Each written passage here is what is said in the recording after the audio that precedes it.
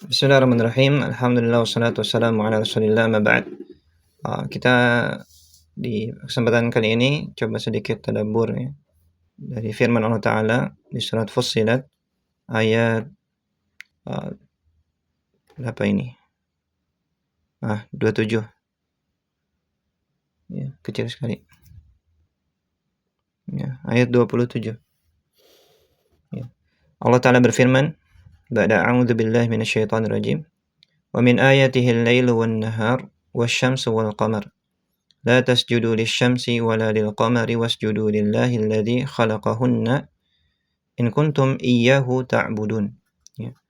Dan di antara ayat-ayat Allah Subhanahu wa taala, tanda-tanda kebesaran Allah Subhanahu wa taala yaitu adanya malam dan siang, matahari dan rembulan. Maka janganlah kalian sujud kepada matahari dan juga rembulan.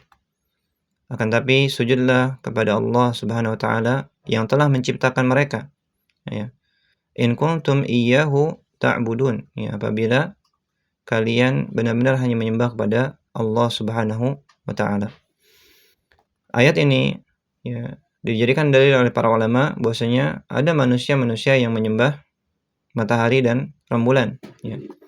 Dan di sini mungkin kita perlu ya garis bawahi ya, dan diingat para ulama itu menjelaskan tentang kenapa Rasulullah SAW itu melarang seorang untuk sholat ketika matahari terbit atau matahari terbenam, gitu ya. Karena di sana ada musyabahah atau tasyabuh, ya tasyabuh antara orang yang sholat dengan para penyembah matahari ini, seperti itu. Karena mereka sujud kepada matahari ini ketika terbit dan sujud kepada matahari ini ketika terbenam. Ya, maka dilaranglah orang-orang muslim, orang-orang yang beriman untuk menyerupai mereka. Padahal sholat mereka itu, sholat orang-orang muslim itu untuk Allah Subhanahu wa taala.